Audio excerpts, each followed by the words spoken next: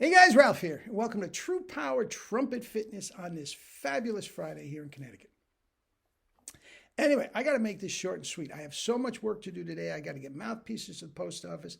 My cleaning lady is coming over. Oh, it's just terrible this time of year. Anyway, it's a great, great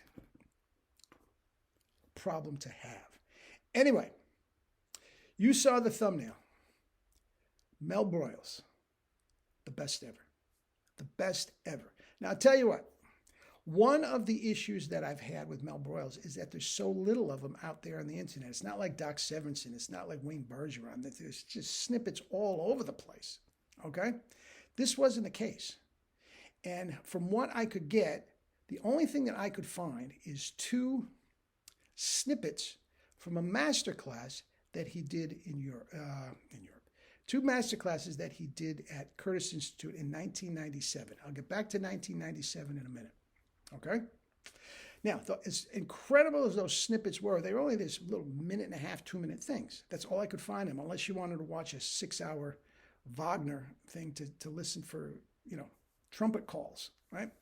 But anyway, so my man, Mark Lewis, and Mark, you've got a free lesson here whenever you want, because of this Christmas present. This is awesome. This brought back so many memories. But this is a video of a half an hour of that masterclass at the Curtis Institute. And Frank Catarabic is there, and Mason Jones is there, and all these guys are there. They're sitting there just in awe of this brilliant, brilliant talent. Now, I've said a zillion times, Guy, I think he was the best ever. I really do. I think he was the best ever. He grew up quite rich. His father was a bit of a steel magnate back in the day. And even as a young man, he had his pilot's license and he had his own plane. I mean, that's how rich he was. Okay? And he would fly all over the place. He was a Stan Kenton freak. He would fly all over the country, wherever Stan Kenton was, and he'd go to the gig and he'd sit in on the gig. I mean, he was a jazz guy. He wanted to be Harry James. And listen to the tone. You're going to see where Harry James came from. Anyway, he grew up, He went to West Point in one of the greatest trumpet sections ever. Him and Frank Catarabic, he was playing first trumpet. Frank Catarabic was playing first cornet. Robert Nagel. I mean, we can just go on and on. Tom Stevens. I mean, what? Are you kidding me? Are you kidding me? What a trumpet section. All the while, he's studying with Vacchiano. He got the job, assistant principal with the Philadelphia Orchestra. And as I alluded to on the Philadelphia Orchestra brass thing, it didn't go well. He can be very, very abrasive. He was playing assistant trumpet, assistant principal, and he got very, very antsy that he was doing most of the hard trumpet work, and Gil Johnson was getting paid to be first. He made Gil Johnson's life miserable. I'll tell you, it wasn't the high point of his career, as well as Eugene Ormandy's life. And he got let go, I believe it was after a year. He comes to New York and just took over the studios. Took over the studios. He was at Radio City. He was the top. He always used to tell me, Ralphie, Doc Severinsen wasn't always the double C guy you hear today. Nope. When I walked into a studio, he would move over. Guys, I'll get to that in a second. He had double C's that would make Maynard blush. I'm telling you, this was the real deal. Okay, now what you're going to see in the video, now a couple things I want you to listen to. First of all, it's 1997. Guys, he's 67 years old. He's 6 years away from death. Guys, this was not at his best. I heard him at his best, and to this day, I told you, Maurice, Maynard, Harry James, I think he was the best. I'll explain that in a second. But you'll hear what I was listening to every single week for 4 years, and then drop-ins after that. Okay? But, and this was the clinic that he did. This was this absolutely clinic that he did all over the place. He did at ITG and all this sort of stuff. And at the time, he was a clinic for Selmer Bach. Okay? And he would have all the Selmer trumpets laid out on a table, and he would just go one for the other and demonstrate the trumpets. Now, what I want you to listen to, a couple things. First of all, the amazing sound. The amazing sound.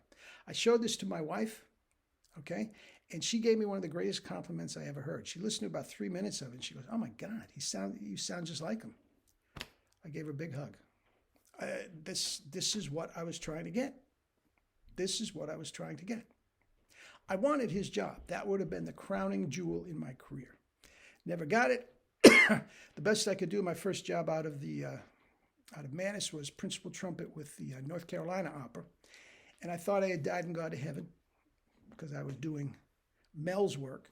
And then I came back to New York and freelance. But that's a different thing.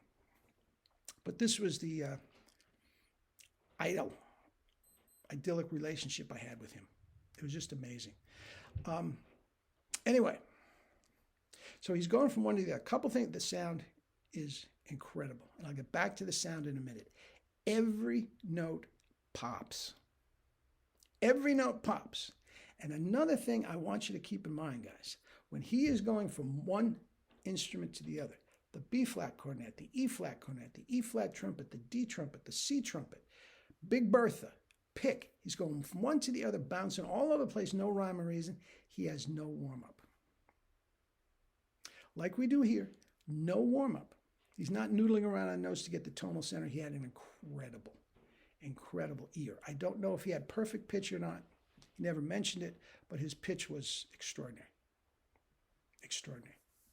When he would sing something, it was always the right pitches. I don't know if that was an F bomb. Maybe, I don't know. Anyway, see what I'm saying? The genius. And his books, forget it. Anyway, he's going from one to the other, and listen to this wealth of knowledge. Well, Verdi, when he did this, I mean, it was incredible. It was absolutely incredible.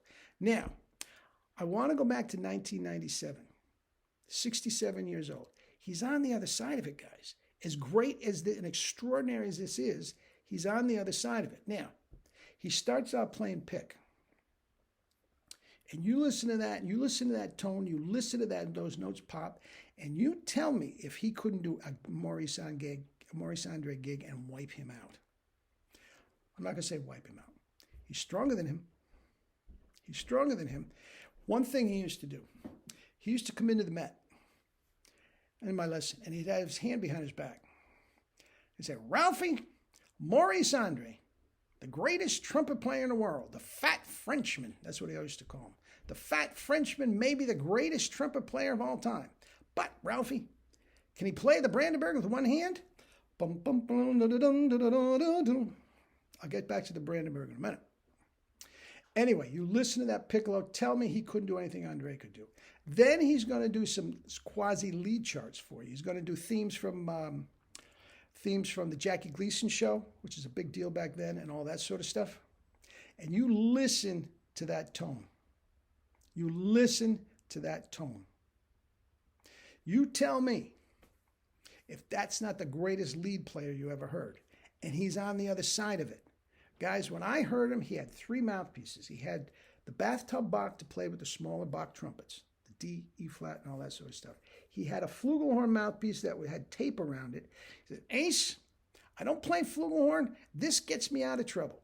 Whenever his chops were a little swollen and they weren't speaking, he would put the flugelhorn mouthpiece in and come in a whisper. And he had the jet tone, which I'm telling you, double C's that Maynard Ferguson would put his horn away and go away. Now you listen to that tone, and when he's ending on a high E or a high F, whatever it was, you imagine that same tone up to the double C. That is what I was listening to every single day. Conrad Gazzo, I fully guarantee Doc Severinsen just moved over, no question. This is the talent, the overwhelming talent that he had. And another thing, I want you to think, he caught a lot of crap from the students because he was not a great teacher per se. And I'm the first one to tell you, pedagogically, no. He didn't talk about, doing routines. He didn't talk about lip straight. He knew nothing about that.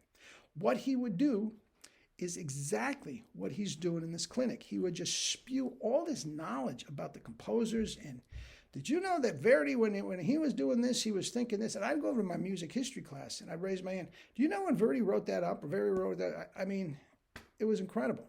And he would play a lot. Every single, no, Ralphie. This is it. Be-da-da-da. Remember, you want that first note? This is what I had for 4 years plus.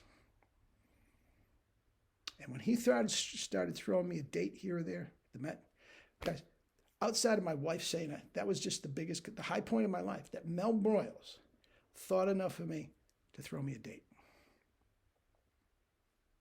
And he did that for a lot of guys. It's not like I was his favorite student or anything. It's not what I'm saying at all. But just the talent, I truly believe he was the best ever.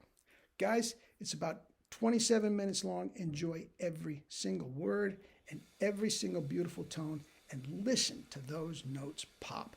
Every single freaking note popped. This is what I want to sound like. I'm still working at it. Love you all. Enjoy.